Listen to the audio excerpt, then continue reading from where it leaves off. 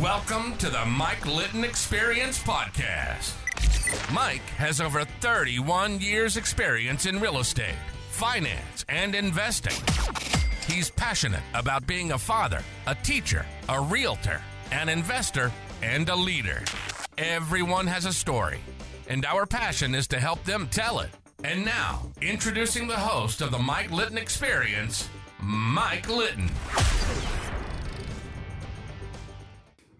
So what can you expect from the Mike Litton Experience? You can expect stories that will inspire, motivate, advice that will sharpen your focus, and expert information on real estate, finance, and market conditions. Coach, thanks for joining us for the Mike Litton Experience. It's great to see you again. Yeah, great to see you too, Mike. Thanks for being here, bud. Thanks for having me. So like we talked about, what we do, our passion, so we know that everybody has a story. And our passion is to help them tell it. So we want to start from the very beginning of your life all the way up to today, if that's okay. Yeah. Right? Yeah. And what we're going to do, I believe, is we're going to inspire and motivate people that hear our podcast, that connect with you and your story, and inspire them and motivate them to do things that they may have been putting off. We're all about inspiration. We're all about motivation. We're all about leading by example. Okay? Yes. So if it's okay, we're going to get started. Love it. Yeah. Cool. Thank you again for your time. So tell us a little bit about where you were born. Yeah, so I was born in 1975, and it was right during the Vietnam War, and March of that year, and everyone was evacuating out of Saigon. So I remember zero of it, other than what I've been told. And so, came to the United States. My mom worked for the U.S. government at the time. She met my dad, who was a translator for the South Vietnamese with the embassy, and so that's how they met. So they met there in Vietnam. They got married, had me, and then at 3 weeks old, we evacuated Saigon during the fall. So you were born in Vietnam? I was born in Vietnam. Okay. Yeah. Okay. So came to the United States, and we went to Utah at the time. And make a long story short, my dad and my mom they split up during that time. Had a really rough time acclimating back. My father learning a new culture, a new language. My mom coming back to what was home for her. Right. And had a rough go. So much so that at that point, when my mom and dad split up, my dad actually left me and my mom at a gas station and drove away with the car, and we had to get picked up by my mom's side of the family. And so really a traumatic moment for my mom, probably more than me. How old were you? At that point, I was a little bit under 3 years old. And so it's actually my earliest memory. I remember getting my hands, they were arguing, my hand slammed in the door of the car. My mom got me out to tend to me. My dad got in the car and drove away. And that's kind of my earliest memory at 3 years old. Wow, I'm Yeah. so sorry. Yeah, unique, very much so. No kidding. So after that, did you and your mom move somewhere? Did you stay in Utah? Yeah, so she was working for the government proving grounds in Utah, Okay. and then she moved to a town in Arizona called Yuma Okay. Proving Grounds, and Oh, that's Yuma. where I spent my time as a kid till about the age of 9, Okay. and that's the point where, and again, I don't know how deep you want me to go in these stories, Mike, so stop me, but that's where my mom was really trying to get things back on track. She really wrestled, Yeah. and so at that time, wasn't able to take care of me as well as she liked. So I went to live with a kind of a foster care system with a lady that actually lived across the trailer park from us Okay. when my mom was trying to get things back up and moving. And so her name was Samotha. I called her Smokey. And so that was the season where all that was kind of transpiring, a lot of hardship of our family dynamic and growing up and not understanding it well because 3, 4, 5 years old at the time. Right. And that's where my mom met a guy by the name of Jon Goodman. And he ended up adopting me, and so I took his name, Jon Goodman, when I was 5 years old. And that's kind of the story leading up to leaving Vietnam, getting left by my biological father, my mom trying to make things work, having a hard time, meeting a lady named Smokey, and then my biological dad, never back in the picture at that point, but then my father, who I would call my dad, John C. Goodman, adopted me and made me his son. Wow. Yeah. That's awesome. Yeah. And you were 5 at the time. I was 5, yeah. A lot of life experiences and a lot of memories. In your first 5 years? Yeah, but a lot of ups and downs and highs and lows. So was that in Yuma? That was in Yuma. Okay. And so did you grow up the rest of your childhood in Yuma? Yeah, so interesting enough, so at the age of 5, my mom remarried this gentleman named Jon Goodman. Like I said, he adopted me. And so at the age of 9, they decided to move out to this place called San Diego, California. Oh, yeah. So I know that place. Yeah. So we moved out here. I turned 9 that year. I was 8, turning 9 that year. Started out here going into 3rd grade, and then getting ready to move into 4th grade the following year. And that was the big year of the Padres. That's the story I tell all the time as a coach. I remember watching the Padres during the '84 series, doing so well, beating the Cubs, being Cub Busters, and playing the Tigers, and losing in the World Series. But I remember that was probably the first pivotal moment when I started understanding sports, and I really liked them, as a coach today. And I begged my mom to take me down to the Vineyard Shopping Center here in town. They had the brown linoleum tiles and the orange tiles, if you remember that. I do. And, they had the Orange Julius shop in there. And I just begged her to sign me up for baseball. And it took a lot. Our family wasn't well off at the time, so my parents had to sacrifice my adoptive father, and then my biological mom had to really sacrifice to sign me up for baseball. There was a lady in town here named Millie, I still remember to this day, a really sweet gal who signed us up, got going, and was praying as a 4th grader I would get drafted by the San Diego Padres Little League team, right? Yeah. I ended up getting drafted by the Mets. And so a little disappointed, not the Padres, but make a long story short, that was me getting drafted by the Mets. I share the story oftentimes when I talk to families and coaches, especially when we're talking about athletics. It was one of the first moments, talking about, those I would call them kairos moments, those moments of huge significance in our lives, getting left by my biological father when I was little. This was another one of those kairos moments where I get signed up for baseball, and I'm just loving baseball. I'm hoping to be Tony Gwynn at the time. Absolutely. Kurt Bavacqua, remember the Steve Garvey hitting the home run, the pennant runner on the bases. Mr. Forearms. Loved all these guys. Greg Nettles, Goose Gossage. Yeah. So I just loved playing baseball. And I my first experience with baseball, my first experience with sport, I played a position called right field, and I batted 9th, and I was happy as could be because I didn't know anything different, right? And anyone that knows baseball, there's a stigma about batting 9th. You're the worst on the team, and they put the worst kid in right field. But a kid that didn't know that, his first time experiencing sports, he was just happy. You're just happy to be there.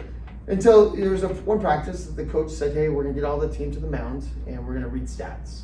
Oh, what are stats? And so I started figuring out the stats were how you performed, and started reading most home runs on the team, Robert Cabrera, most triples, Steve Romeyer, best batting average, Sean Williams, and then they started going down to the most strikeouts and the lowest batting average. There you go. And so on the team, I remember I had the most strikeouts and I had the lowest batting average, which was not hard to have both because I didn't have a hit all season. Right. So I was the winner of both. But I remember walking out to right field and sitting down crisscross applesauce after you read the stats. And I remember crying for the first time in my sports experience. Because at that moment in time, I was told that my identity was in the minutes I play, the points I score in baseball runs, or the results of the scoreboard. And I remember as a young man having to really come to a realization of what that looks like. And sadly to say, I didn't really come to the truth of that matter until I was married down the road.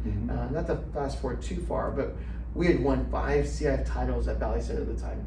And we're winning games and we're coaching hard. And my wife and I get sent out to a marriage retreat. And at that point, my wife was saying, you're not doing well as a husband.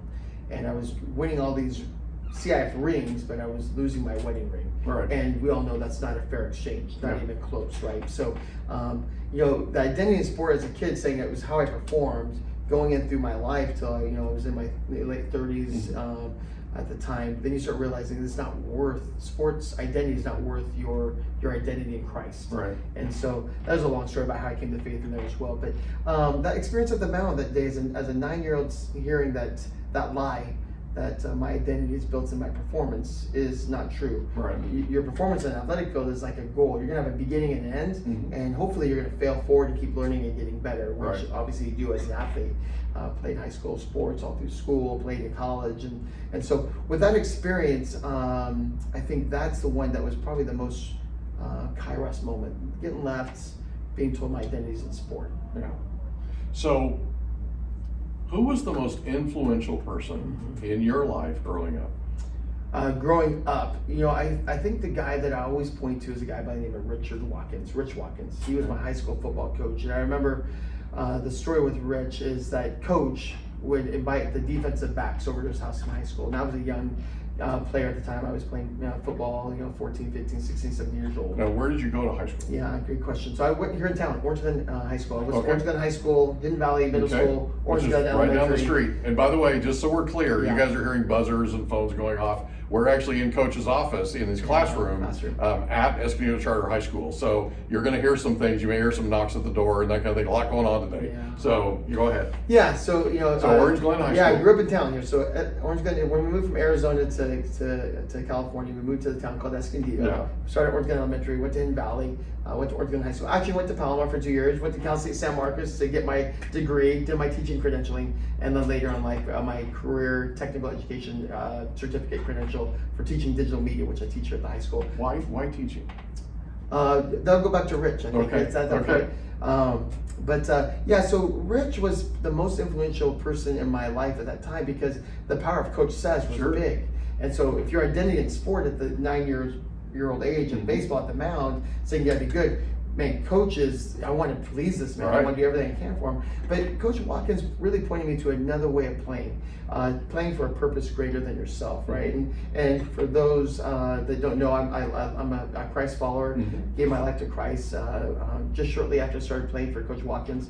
And the story I'd love to share is I remember sitting at Coach Watkins' house for dinner one night. He had all the defensive backs over for dinner. His wife Laura was pregnant with her firstborn, named Jonathan as well, coincidentally. And I remember watching Coach sit at the table. They prayed before the meal. They sat down and had dinner. There wasn't any distractions. There was a family dynamic at the table. And I never experienced that. Growing up, my family, we never really sat around the table and had a meal. Right. We had TV dinners in front of the screen and we did all that kind of stuff, but we never really had that. So I started asking questions like, what makes this guy so different? And I just started asking questions of people on campus, my teammates, and they all said, well, Coach goes to here and he does this and he goes to church here. And so I just started watching him and watching how he treated his wife, watching how he treated his players. And I started learning that you can actually coach and play for a purpose greater than yourself. And so he was the most influential person in my life. He never told me to go to church. He never said, hey, you got to read this Bible verse. He just lived his faith out. And that old saying, like, right, preach the gospel and if necessary, use words. Well, he preached it loudly by just the way he lived his life. Right. And so watching him go and live his life made me start asking a lot of questions. Shortly after, the lady that I lived with, Smokey, during foster care time, she got cancer. And so I started asking all these questions. I was driving up from Escondido to Bakersfield to visit her while she was in hospice. And came back, and she ended up passing away on Christmas Eve. So I remember asking her the question, asking God the question, why would you do this? Right. And why would you take someone who was such a safe place for me as a kid and take her from me? Right. So I had to wrestle through that, ask questions of teammates, ask questions of some other coaches on campus. Nick Rosetta, was one of my big helpers in that. Coach Sowers, John Sowers, was my algebra teacher. And God was just really attacking my heart, saying, I have something better for you. Would you trust me? And what I came to realize is in the suffering of losing someone who's so near and dear to you of cancer and watching her pass away on Christmas Eve, damping her lips and her mouth with a wash rag as she was breathing her last breaths. What I discovered at that time is God is in the same place he was when Smokey died of cancer in 1991, Christmas Eve, as he was when his son Jesus Christ died on a cross for your sin and for my sin and for everyone's sin that would, he's in the same place, he's on his throne in heaven, he's in control, and he's got a plan, and he works all things for good for those who love him. And so that was where I started asking really questions about my faith, and shortly after that, a family by the name of James and Patricia Spann shared the gospel with me, where I first really understood and accepted Christ. It was at a kids camp up in Julian, and got baptized maybe a month later, and gave my heart to Christ. I haven't looked back. Yeah. That's awesome. Yeah, so I know it's a long story, but Yeah, no, it's fine. Yeah. So high school at Orange Glen, went to Palomar for 2 years. Yep. I did too, by the way. Okay. And went to Cal State San Marcos, Yep. which I did too. Kind of cool. Yes. So you graduate Cal State San Marcos with your teaching degree, Correct. and then I started teaching 4th grade. Yeah, it was Okay. funny. I was up at Valley Center High School. The superintendent said, what grade do you want to teach? I said, kindergarten.